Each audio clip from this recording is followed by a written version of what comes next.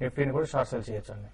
Okay అండి. Murugan mail పంపించారు, fertiliser stocks సంబంధించి జూన్ ఫ్యూచర్స్ జూలై ఫ్యూచర్స్ లో ఏదైనా పొజిషన్ తీసుకోవచ్చు అని అడుగుతాను.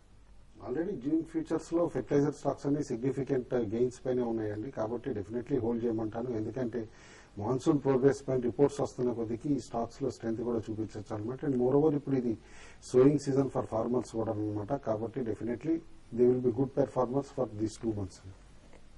ఓకే అండి. అలాగే నెట్ లో ప్రాబ్లమ్స్ కొనసాగుతున్నాయి. ఇన్ఫాక్ట్ బిఎస్ఎన్ఎల్ 3G పేరుతో అమ్ముతున్న ఏదైతే వైర్లెస్ నెట్వర్క్ ఉందో, నేను వాడుతున్న ఇంటర్నెట్ కనెక్షన్ అదే, don't go for it because it's a very lousy internet service provider so far I have seen. 3G పేరుతో బిఎస్ఎన్ఎల్ మోసం చేస్తుంది.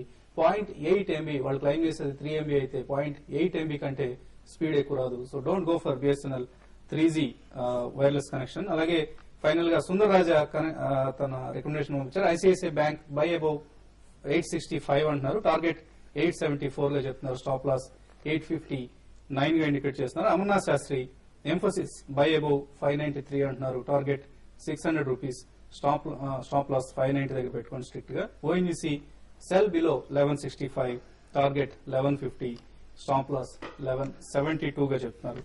ఇవి ఇవాళ బిజినెస్ బ్రేక్ఫాస్ట్ విశేషాలు. సో ఒక gap up opening market expect చేస్తుంది. ఈ గ్యాప్ అప్ ఓపెనింగ్ కొనసాగుతుందా లేదా ఎక్కడైనా ప్రాఫిట్ టేకింగ్ వస్తుందా అన్నది మధ్యాహ్నం 1:30 బిజినెస్ లంచ్ లో పరిశీలిద్దాం.